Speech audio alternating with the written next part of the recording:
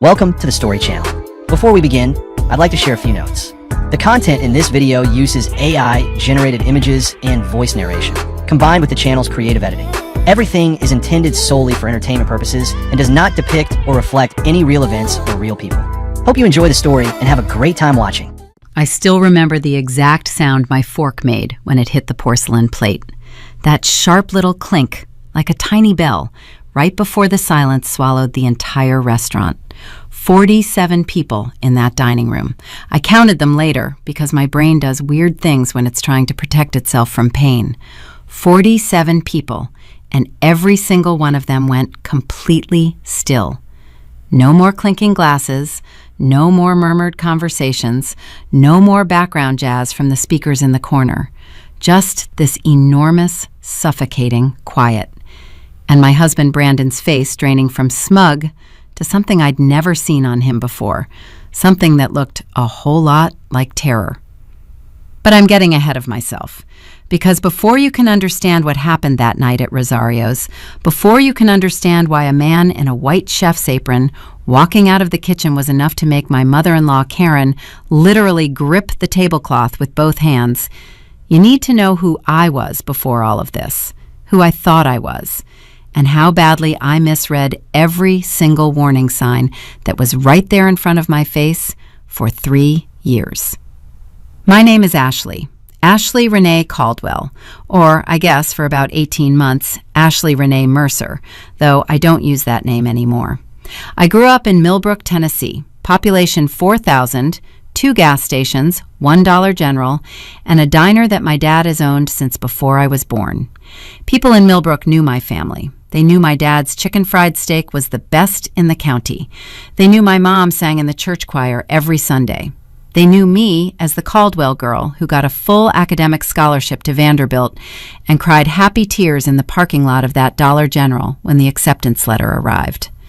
I say all of this because Karen, Brandon's mother, never let me forget where I came from, and not in a warm, roots are important kind of way. In a you don't actually belong here kind of way that she delivered with a smile so practiced it almost looked real. But in the beginning, Lord, in the beginning, I thought I had everything figured out. I met Brandon Mercer at a graduate school mixer in Nashville. I was 24, finishing up my MBA, working 20 hours a week as a research assistant to pay for my apartment on Wedgwood Avenue, a tiny one-bedroom that smelled faintly of the previous tenant's cats, no matter how many times I burned a candle. Brandon walked in wearing a navy blazer that probably cost more than my monthly rent, and he had this easy, confident laugh that filled the room without trying. He found me by the chips and salsa table, which, honestly, is where all the real people end up at those things. "You look like someone who's only here because her advisor made her come," he said. I laughed, genuinely, not the polite kind. "That obvious? I'm the same way. Brandon," he held out his hand. "Ashley, you want to get out of here in about 20 minutes and find somewhere that serves actual food?" That was it. That was the whole beginning of my marriage, right there at a folding table with a bowl of tortilla chips. We went to a Thai place on Division Street. I had the pad see ew. He had the green curry. We talked for 4 hours. He walked me to my car and said, "I'd really like to see you again, Ashley from the chips table." I know how that sounds now. I know it sounds like a movie. And I think that was partly the problem. It felt so much like a script that I stopped paying attention to the parts that didn't quite fit. Brandon was a financial analyst at a mid-size firm downtown. His family had money, not embarrassing amounts, but the kind that meant he'd grown up with a housekeeper and a lake house in Hendersonville. His mom, Karen, was a real estate agent who drove a white Lexus and wore her highlighted blonde hair in a style that probably had a name I didn't know. His dad, Richard, was quieter, a retired civil engineer who mostly nodded along with whatever Karen said and seemed to genuinely enjoy college football more than human interaction. The first time I met Karen, she looked at me the way you look at a piece of furniture that arrived in the wrong color. "So you're from Millbrook?" she said, drawing out the name like she was tasting something unfamiliar. "Yes, ma'am, about an hour south of here." She smiled. "How quaint."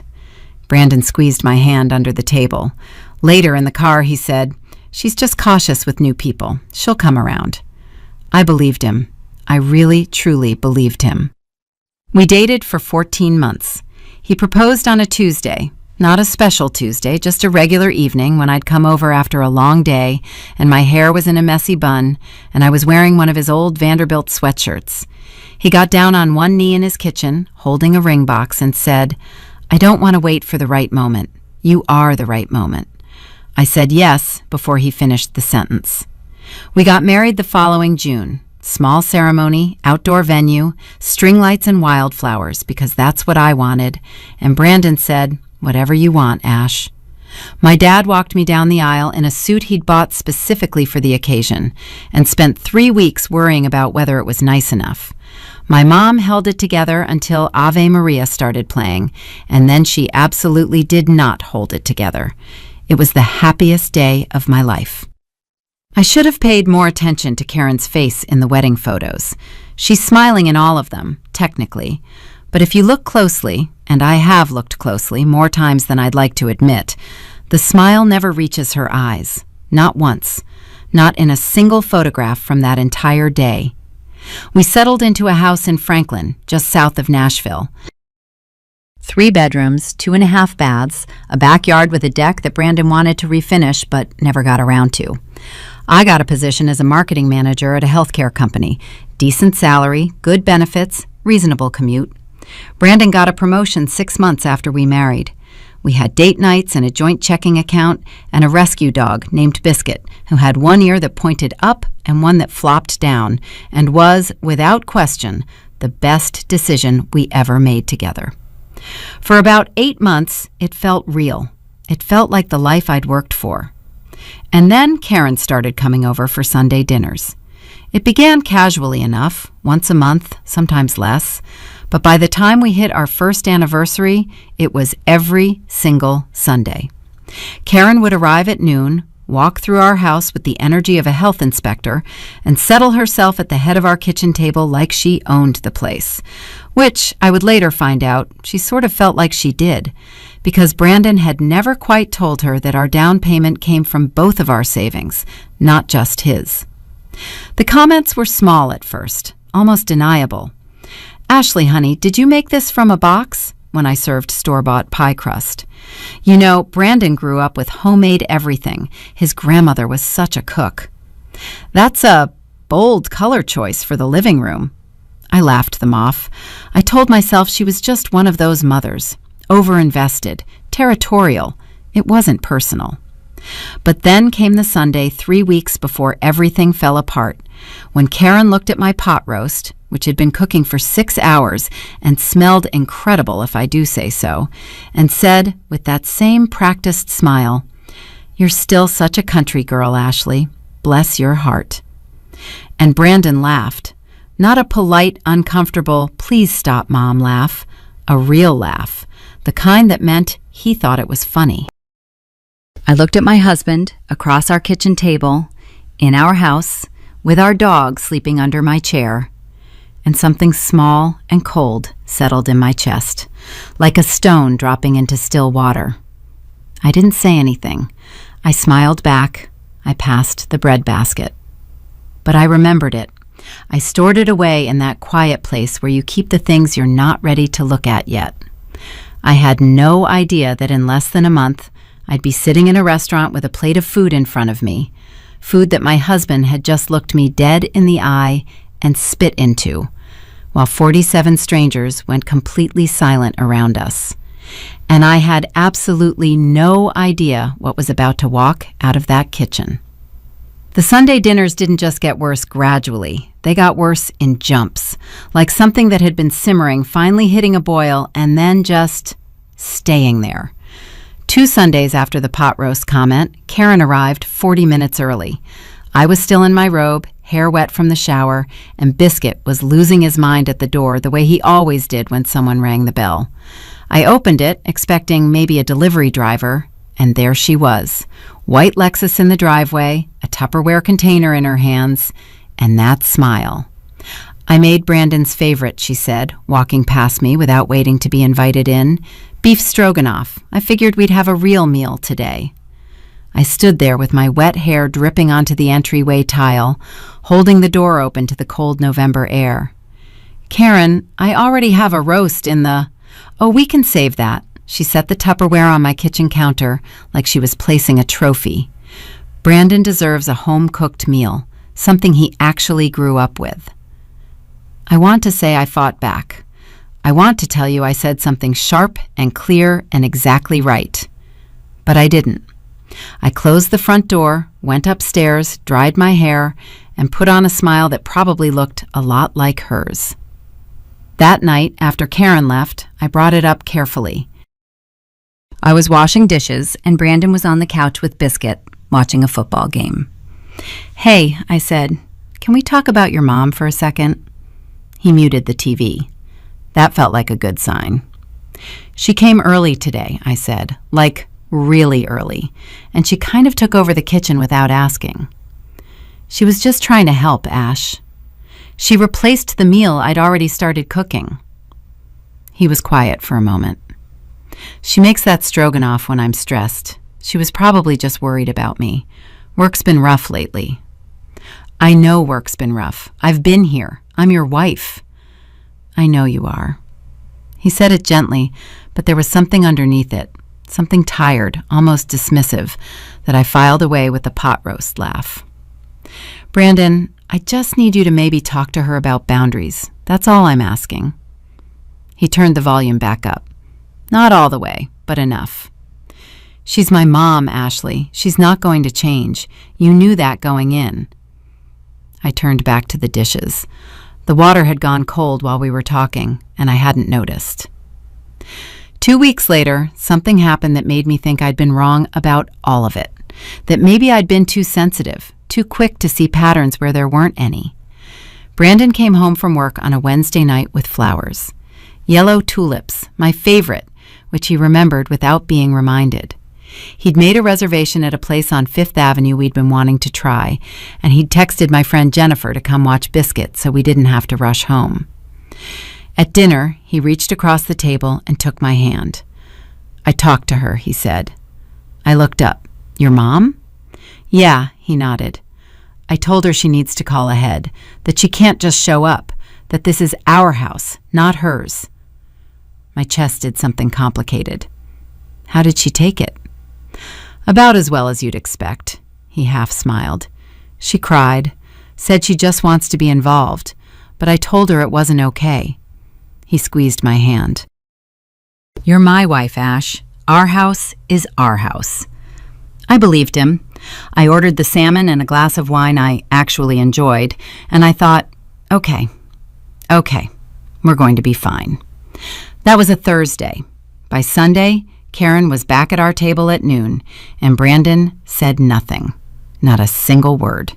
She made a comment about the way I'd rearranged the living room furniture. "It feels a little cramped now, doesn't it, Brandon?" And he nodded along like I wasn't sitting 3 feet away. She told a story about a woman she knew from church whose husband had married beneath himself and paid for it eventually. And she looked at me once in the middle of it with those carefully warm eyes, and Brandon laughed at the punchline. I excused myself to the bathroom and sat on the edge of the tub for 4 minutes. I know because I watched the time on my phone. I needed 4 minutes to rebuild my face into something that could go back out there. When I came back, Karen was describing a property she was listing in Green Hills, and Brandon was refilling her wine, and everything looked perfectly normal, like a photograph of a family that was fine. I sat back down. I ate the rest of my food. I smiled when smiled at. That night I called my dad. He answered on the second ring, the way he always does, because he keeps his phone in his front shirt pocket at the diner, and he never misses a call from me. I could hear the background noise of Millbrook fading, the clatter of dishes, the sound of the fryer, as he stepped out the back door. "Hey, baby girl, what's going on?" And I meant to say, "Nothing, Daddy, just calling to check in." That's what I meant to say. Instead, I cried for about 3 minutes straight without managing a single coherent sentence. My dad, to his eternal credit, just waited. He let me cry. He didn't try to fix it or minimize it or tell me it would all be okay. He just said, I'm here. Take your time. And when I finally got myself together enough to explain, Karen, the dinners, the comments, Brandon laughing at me, Brandon's promise that turned out to be nothing, he was quiet for a long moment. Does he know how much this is hurting you? He asked finally. I've told him. And what does he say? He says she's just his mom, that she won't change, that I knew that going in. Another pause. I could hear the night sounds of Millbrook through the phone. Crickets, a car passing on the main road. Ashley, my dad said carefully, a man who won't protect his wife from someone who's hurting her, that's not about his mama. That's about him. I didn't want that to be true. I held the phone against my ear and I didn't want it, and I told myself my dad was old-fashioned, that he didn't understand how marriages worked, that things were more complicated than he made them sound. I love you, Daddy. I love you too, baby. Call me whenever, day or night. I hung up and sat in the dark of our bedroom for a while. Biscuit climbed up beside me and put his chin on my knee, which is a thing he does when he knows something is wrong. And I put my hand on his head and tried very hard not to think about what my father had just said. I almost succeeded. The dinner at Rosario's was Karen's idea. She announced it at that same Sunday table, 3 weeks before it happened, like she was presenting a gift. I've made a reservation, she said, December 14th, Rosario's, downtown. The whole family, Richard and I, you two, and I've invited Michael and Linda from church who've been wanting to meet you properly, Ashley. She smiled at me. 7 o'clock. It'll be lovely. I looked at Brandon. He was nodding. That sounds great, Mom. I didn't say anything. I smiled and passed the bread basket and thought, fine, a restaurant, public place. How bad could it be? I had no idea that Karen had specifically chosen Rosario's because she'd heard it was the nicest restaurant in Franklin. No idea that she wanted an audience. No idea that she'd spent those 3 weeks telling Michael and Linda, and apparently several other people I didn't know, a version of me that I wouldn't have recognized. A version of Ashley who was ungrateful, difficult, too proud of a scholarship that didn't mean much, too attached to a hometown that nobody had heard of. I found that out later. Right now, on the morning of December 14th, I just thought it was a dinner. I wore a green dress I'd bought specifically for the occasion.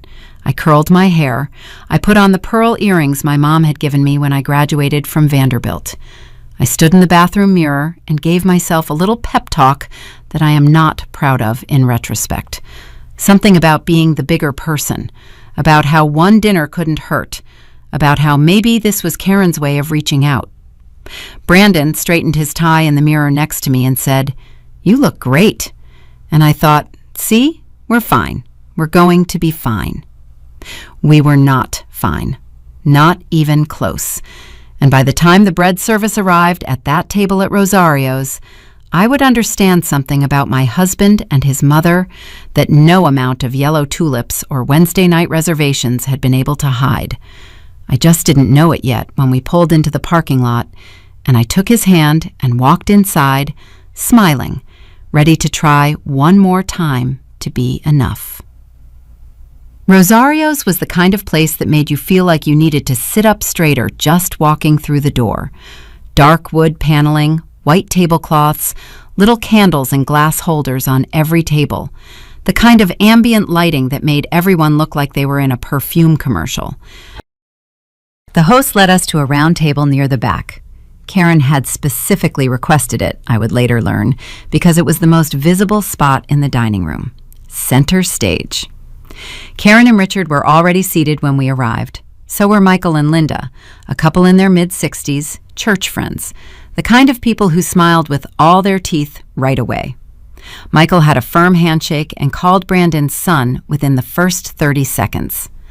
Linda touched my arm and said, "Karen has told us so much about you, honey," which should have been a warning sign, but I was still operating on hope.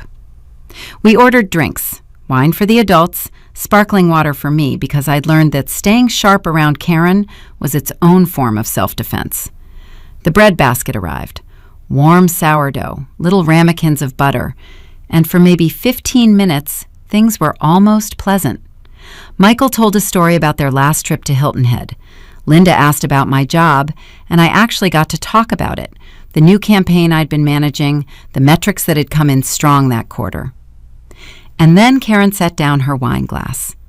"Ashley," she said, not unkindly, almost sweetly, "I was telling Linda about where you grew up. Millbrook, was it?" "That's right." "Such a small town." She looked at Linda. "Ashley's family runs a little diner down there. Her father's the cook." Something in my chest went tight. Not because it was untrue. My dad did cook at the diner. But the way she said it, little diner, the cook, like she was describing someone who mopped floors for a living. "He owns it, actually," I said, calm, measured. "He's owned it since before I was born." "Of course," Karen smiled. "That's so sweet. A family business." Linda nodded in that polite way people do when they don't know how to respond. Richard was studying the menu. Brandon was reaching for the bread basket. "I just think it's so admirable," Karen continued, "that you've done as well as you have, coming from that kind of background." She paused, perfectly timed. Not everyone could make that leap. The table went quiet for just a beat too long. Michael cleared his throat. Linda touched her water glass. I looked at Brandon. He was spreading butter on his bread. "Brandon," I said quietly. Just his name. Just enough to mean, say something. He glanced up at me, then at his mother, then back at his bread. "The sourdough is great," he said. "Mom, you should try the sourdough." Something cracked in me then. Something small but structural. The kind of crack that spreads. Karen ordered the salmon. Linda ordered the pasta.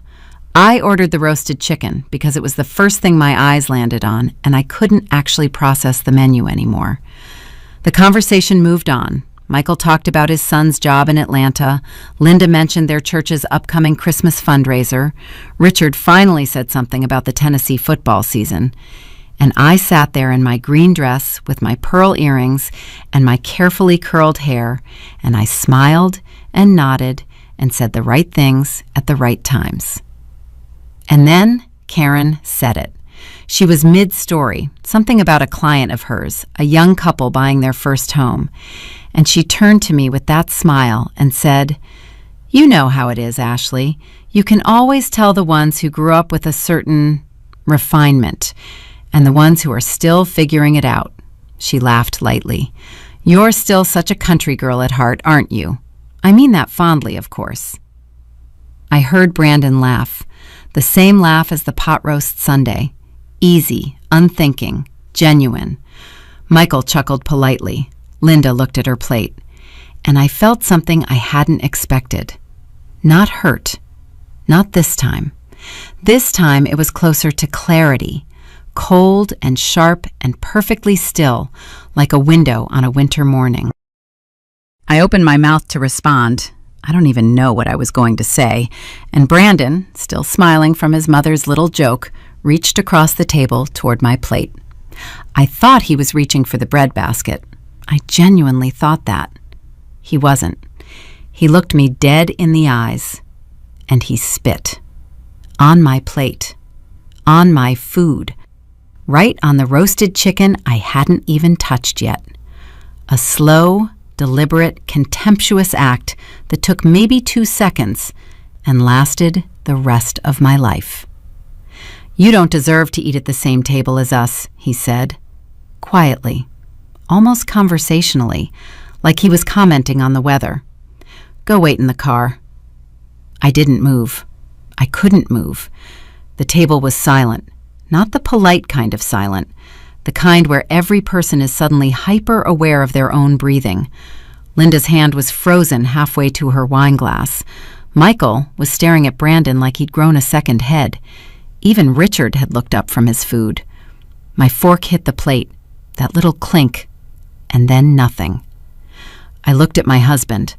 I looked at the man I had said yes to in his kitchen, the man who'd bought me yellow tulips, the man who'd held my hand at our outdoor wedding while my dad cried in a suit he'd spent 3 weeks worrying about.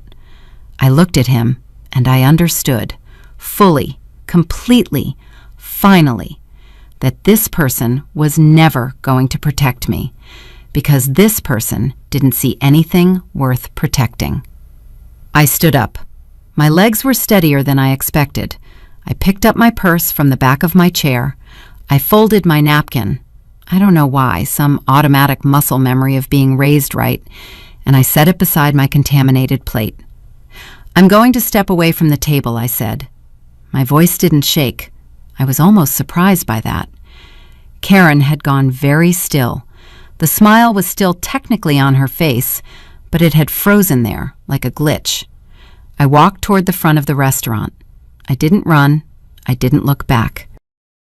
I heard Brandon say something behind me, low, to the table, probably something dismissive, and I heard the murmur of the dining room slowly restarting around them.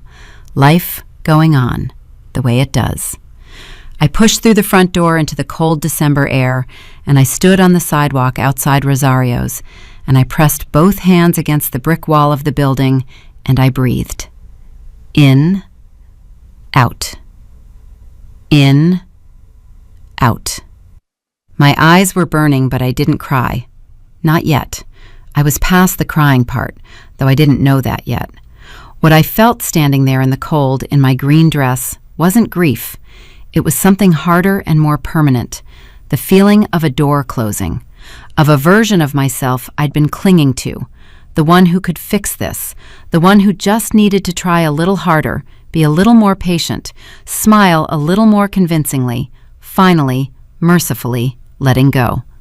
I pulled out my phone. My hands were shaking now, not from fear, from something else, adrenaline maybe, or the physical weight of what had just happened settling into my body. I almost called Jennifer.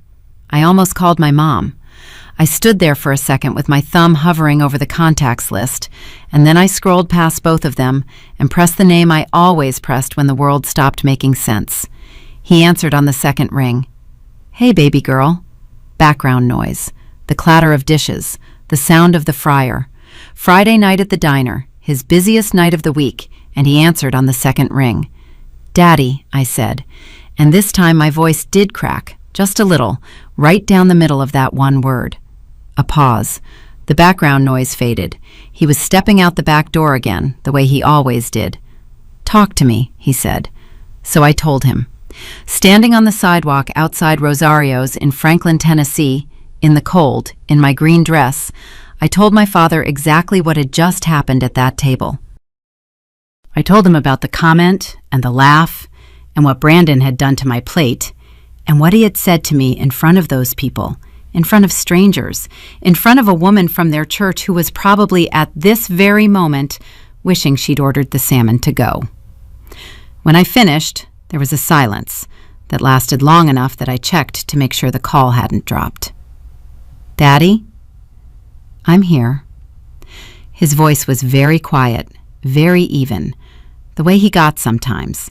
Not angry exactly, but something contained, like a lid on a pressure cooker. "Ashley, I need to ask you something, and I need you to be honest with me." "Okay." "Are you safe right now?" "Yes, I'm outside. He's still in there." "Good." Another pause. "Do you know where you're going to sleep tonight?" And that specific question, so practical, so immediate, was what finally broke me open. Because I hadn't thought about that yet. I'd been so consumed by what had just happened that I hadn't gotten as far as tonight, our house, Brandon's key on my key ring, Karen's white Lexus in our driveway every Sunday. "I don't know," I admitted. My voice was barely there. "Yes, you do," my dad said, and I heard something shift in his voice, something decided, something that had been waiting for exactly this moment. "You're coming home, and before you come home, you're going to go back inside that restaurant." I blinked. "What?" "You're going to go back inside," he said again, calmly, "and you're going to sit down, and you're going to wait, because I think you should be there for what happens next." "Daddy, I don't understand. Ashley. His voice was steady, certain. The voice of a man who had been waiting 3 weeks, maybe longer, maybe from the moment I'd called him crying, for something. Do you remember I told you I had a catering partnership I was looking into, expanding the business?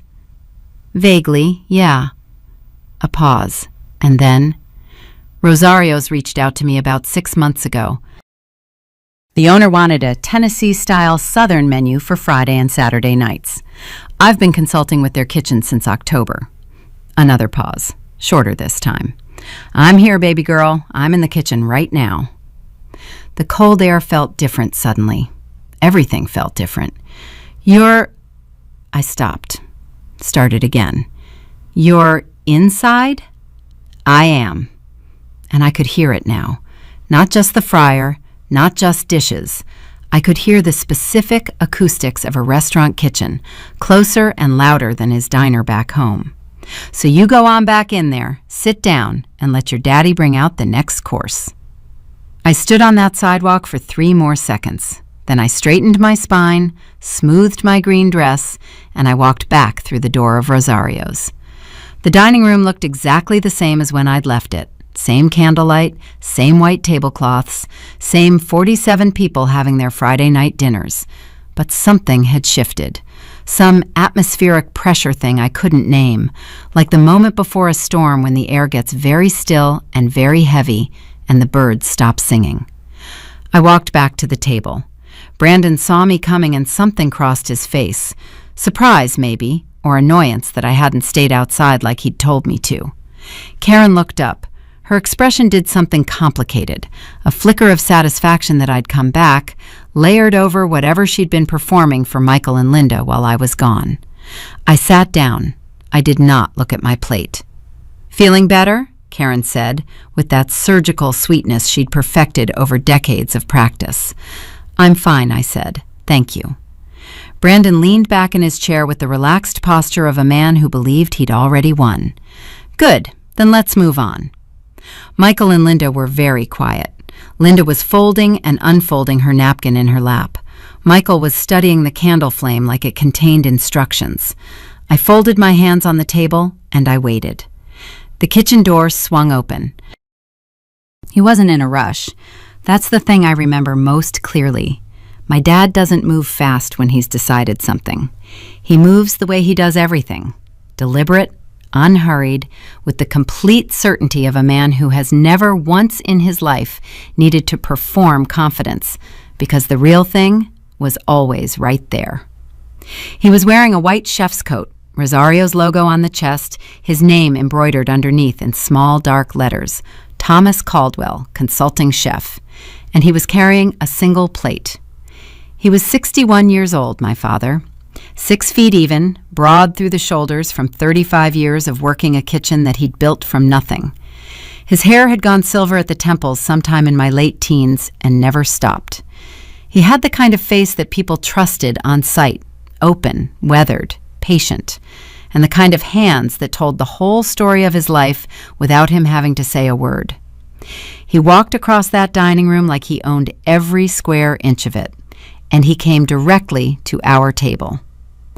I watched the exact moment Karen registered him. She'd been mid-sip of her wine, and she set the glass down a half second too slowly, the way you do when your brain is trying to catch up with what your eyes are sending it. Her gaze went from the chef's coat to his face, and I watched her smile do something it had never done in all the time I'd known her. It failed, completely, just dropped. Brandon turned to see what she was looking at. His chair scraped the floor. My dad set the plate down in front of me. It was a perfect piece of skillet cornbread, golden with a little herb butter melting on top, and the smell of it hit me like a memory, like every Sunday morning in Millbrook, every birthday breakfast, every time he'd ever fed me something made with his own hands and called it love. Hey, baby girl, he said, looking only at me, voice low and warm. You haven't eaten. My throat locked up for exactly 1 second. Hey, Daddy. He straightened, and then he turned to the table. The silence was total. Even the tables around us had gone quiet again, that same strange stillness from before, people sensing something without knowing what. "Thomas Caldwell," my dad said. Not aggressive, not loud, just clear and even, the way he stated everything. He was looking at Brandon. "I'm Ashley's father. I believe we've met once, at the wedding." Brandon's mouth opened. Nothing came out. "I've been consulting with the kitchen here since October," my dad continued, in that same easy tone. "The owner's a friend, good man, asked me to bring some Tennessee recipes to the Friday menu. I've been driving up from Millbrook on weekends." He paused. Ashley didn't know that. I didn't mention it because it wasn't relevant until tonight. Karen found her voice, barely. "Mr. Caldwell, we were just having a family dinner." "I know what you were having," my dad said, not cutting her off exactly, just not leaving room for the performance. He looked at her steadily. "I heard what was said to my daughter at this table. The staff hears things, Karen. Restaurants are smaller than people think."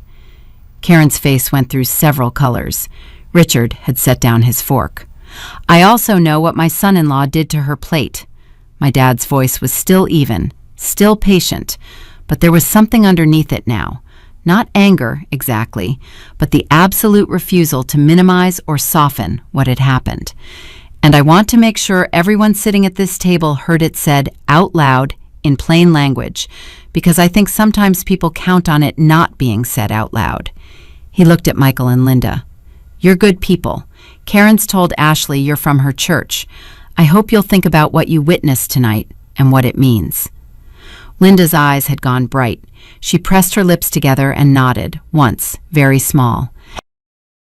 Michael looked at Brandon with an expression I recognized, the look of a man recalculating something he thought he'd understood. Brandon finally found words. "Sir, I don't think you understand what—" "Brandon," my dad said his name the way you'd stop a car. Quiet. Final. "I'm not here to argue with you. I'm not here to make a scene. I'm here because my daughter called me and I was 50 feet away and I'm her father." He let that sit for a moment. "I built my business from a borrowed griddle and $400 in 1989. I put my daughter through Vanderbilt on what people in your mother's circles would call a little diner. I've been offered a full partnership in this restaurant because the work speaks for itself." He glanced at Karen then, just briefly, just enough. "I know exactly what I am. I've never needed anyone to tell me." Karen opened her mouth. She closed it. It might have been the first time in her adult life that she couldn't find the right words fast enough. My dad pulled out the chair next to me, the one that had been empty all evening, the one nobody had thought to seat anyone in, and he sat down. He signaled to a passing server, a young woman named Priya, who I'd noticed earlier because she had kind eyes. "Could you bring another setting, please? And take this plate." He gestured to my contaminated dinner without touching it, without making it theatrical, just matter of fact. Something needs to go. Ashley's going to need a fresh one. "Of course," Priya said. She picked up my plate without a word and disappeared toward the kitchen. The table was absolutely motionless. Brandon said, This is not appropriate. This is a private family." "You're right," my dad said pleasantly. "It should have been private. It should have stayed at home, between a husband and his wife, handled the way adults handle things. But you brought it here, to a restaurant where I work, in front of witnesses." He looked at his hands on the table for a moment, then back up at Brandon. "So here we are." Richard cleared his throat. It was the most decisive thing I'd ever heard him do. "Karen," he said quietly, "I think we should go." Karen looked at her husband like he'd said something in a foreign language. "Richard, I think we should go," he said again. Same quiet, more certain. Something shifted in Karen's face. Not remorse. I don't think Karen was built for remorse, not at 63 years of practiced performance. But something else. Something that looked, for just a moment, like the recognition that this particular room had stopped being hers, that the audience she'd arranged so carefully had turned. She picked up her purse. She stood. She looked at me, and I held her gaze, steady, in my green dress and my pearl earrings, my hands folded on the table, my father sitting beside me. And she said nothing. For once in 3 years, she said absolutely nothing. Richard left $200 on the table, which I thought was quietly decent of him. Michael stood up too. He looked at Brandon and said, "Son, I'm going to tell you something, man to man. What you did tonight, I don't have a category for that. I'll be praying for you." He put his hand briefly on my dad's shoulder as he passed. "Good to meet you, Thomas." "You too," my dad said. Linda stopped beside me. She put her hand over mine on the table, warm, quick, and she said, so quietly only I could hear, "I'm sorry, honey. I should have said something sooner." And then she followed her husband out. That left Brandon. He was still in his chair. He looked smaller somehow, in the way that people do when the architecture of a moment collapses and they're left standing in the rubble of who they actually are. "Ashley," he started. "Don't," I said, and I meant it, the same way my dad said Brandon's name. Quiet. Final. He looked at my father. My father looked back at him with the patient, unblinking attention of a man who has waited out much harder things than an uncomfortable silence in a nice restaurant. Brandon stood up. He straightened his tie, that automatic, ridiculous gesture, and he walked out without another word. Priya came back with a fresh setting and a plate of cornbread and a bowl of the Friday night special, a slow-braised short rib that smelled like something my dad had been perfecting for 40 years. She set it in front of me with a small smile that said she had heard everything and was choosing, professionally and kindly, not to acknowledge it. "Thank you," I told her. "Of course," she said. My dad unfolded his napkin. "You okay?" he asked. I picked up my fork. My hands had stopped shaking somewhere in the last 10 minutes, and I hadn't noticed until right now. "I'm going to be," I said. He nodded, like that was exactly the right answer, like he'd expected nothing less.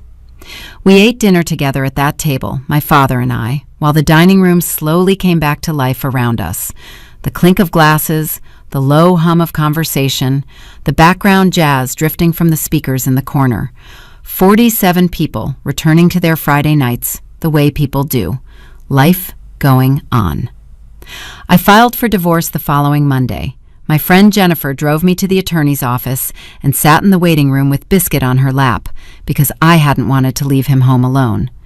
The attorney, a sharp, no-nonsense woman named Patricia, who came recommended by 3 separate people, took one look at my documentation and said, "We can work with this." Brandon contested it for about 6 weeks before he stopped. I think he'd expected me to fold. I think his whole life had trained him to expect that. The house sold in March. I got my half. I put it in a savings account at a credit union that Karen had never heard of, which gave me a satisfaction I'm not entirely proud of, but I'm not going to pretend I didn't feel. My dad did take the full partnership at Rosario's. He drives up from Millbrook on Thursdays and stays through Sunday, and he has a standing table near the kitchen window where he sits during slow moments and reads the paper and drinks coffee. The staff loves him. Of course they do. I moved into an apartment in East Nashville. 2nd floor, big windows, hardwood floors, a tiny balcony where Biscuit sits in the sun and watches the street below like it's his personal entertainment. My mom sent me a houseplant and a card that said, "Bloom where you're planted," which normally I would have found corny, but which I put on my refrigerator and have not taken down. I think about that night at Rosario's sometimes, not the way you think about wounds, not with that raw, flinching quality, more the way you think about the exact moment you understood something that changed the shape of everything that came after. The sound of my fork hitting the plate, the cold December air on the sidewalk, my father's voice on the second ring. "I'm here, baby girl." Here's what I know now. I spent 3 years trying to be enough for people who had decided before I walked in the door that I never would be. And the terrible thing, the thing that took me the longest to accept, is that no version of me could have changed that. Not a better cooked pot roast, not a quieter smile, Not one more Sunday of swallowing what I actually felt. You can't earn your way into the grace of someone who has already decided you don't deserve it. But you can walk out of the restaurant. You can stand on the sidewalk in the cold and call the person who answers on the second ring. And you can go back inside, not to beg, not to perform, not to try one more time to be enough, but because someone who loves you is 50 feet away, and he's got a plate with your name on it, and he's been waiting, and you are worth every single mile he drove to be there. My name is Ashley Renee Caldwell. I grew up in Millbrook, Tennessee, in a family that built something real from almost nothing, and I carry that with me everywhere I go. It is not a limitation. It never was. It was always the whole point.